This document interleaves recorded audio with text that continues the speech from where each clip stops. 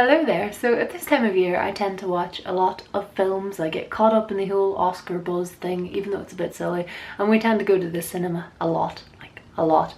So one of my most recent watches was Room, a movie based on the novel by Emma Donoghue, and I'm a little bit connected to this book because I wrote about it in one of my last ever university assignments. I wrote a little comparative piece between it and another book to do with Irish realism or something like that. Emma Donoghue is an Irish author who lives in Canada, and this book was a bestseller, first published in 2010 by Picador in the UK. So this book was Man Booker Prize nominated, but Emma Donoghue has lots and lots of novels, lots of them very successful. I haven't read any of the others, but she usually deals with LGBT issues actually, but that's not what this book is about. I'm going to give you a quick plot summary. It's going to contain probably about as many spoilers as the movie trailer contains, so hopefully that's okay. Emma Donoghue wrote the screenplay for the film, which was released just at the end of last year. So Room is a book about a room. It is narrated by a 5-year-old boy called Jack. We see and hear everything from his point of view, and he knows one other person. That person is his mother, who he calls Ma. They live in this tiny room with, you know, a bed, a sink, a toilet, and that's all he's ever known. He believes that the rest of the world is just make-believe. The things he sees on TV, completely make-believe. His mother has taught him to think that way because it's all he knows, because he was born in Room. It turns out that his mother was kidnapped many years earlier when she was a teenager, and she was abused by her kidnapper and then became pregnant and gave birth to Jack. I'd say the first half of this book maybe takes place in Room.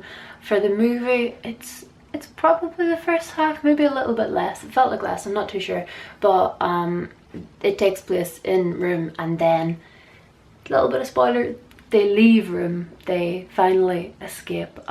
His mother gets to go back to her old life, to her parents who thought she was missing forever, and the second half of the novel is about both of their mental states and both of them adapting to the world. And again, we see it all through Jack's eyes and his perception, so it's completely overwhelming and terrifying and really difficult. I really appreciate this book. I think it's very unique, and there's a few parts in the film where you might sort of be able to find a plot hole, or you might be wondering about something, and if there is a moment like that, chances are it's properly explained in the book. There's a lot of this book that couldn't because of time and stuff, couldn't make it to the film, and so if you enjoyed the film, I really would recommend picking up this book.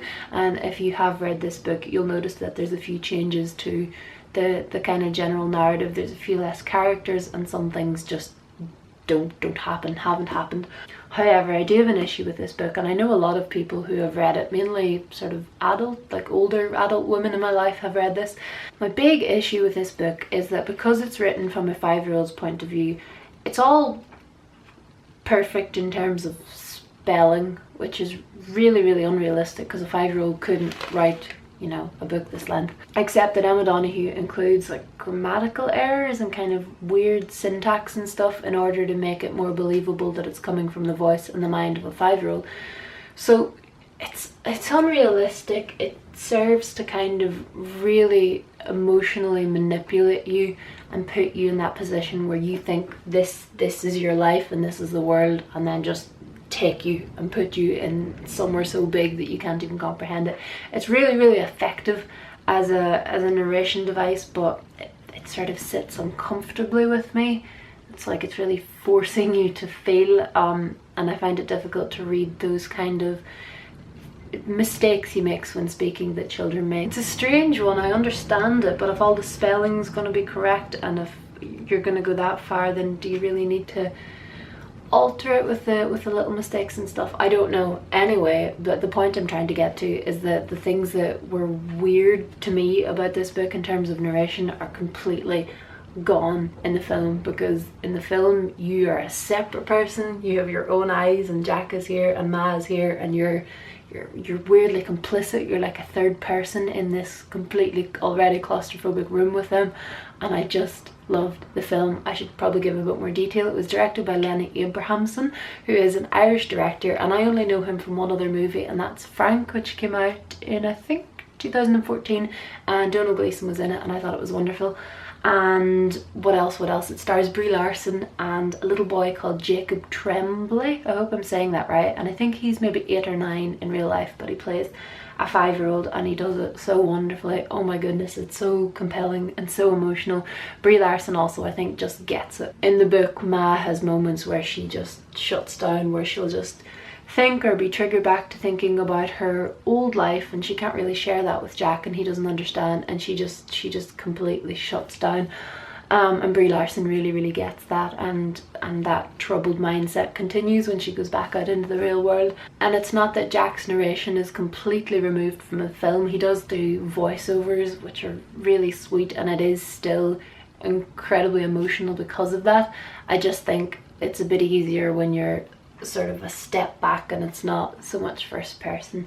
I thought the acting was just wonderful. There's moments where if you hadn't read the book, and even though I had read the book and I knew what was supposed to happen because of what happens in the book, there are moments of really extreme tension, moments that are really difficult to watch. And I think that the soundtrack and the cinematography and everything all just kind of builds on that really neatly. I think there's a part of me that wishes, maybe really sadistically, that we could have got a little bit more of how completely disturbed they are when they get back out into the real world of America.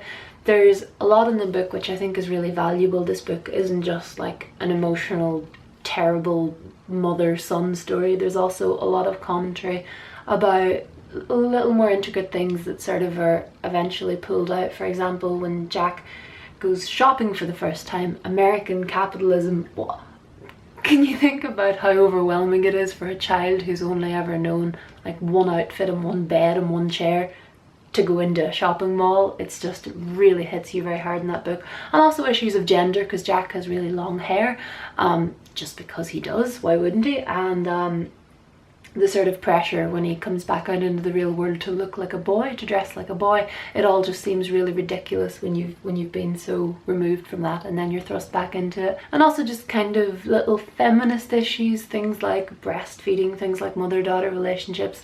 They all play out well, really well in the film, but they're just allowed to be expanded on in this, which I think is really useful. So yes, I had a wonderful time at the cinema. I cried. I thought it was such a beautifully made film. I'm really glad Emma Donoghue got to do the screenplay. I'm glad it was an Irish film. Mostly I'm a big supporter of that, and I really would recommend that you go and see it, and or read this book. It's called Room. It's by Emma Donoghue. I'm sure you can find it pretty much anywhere.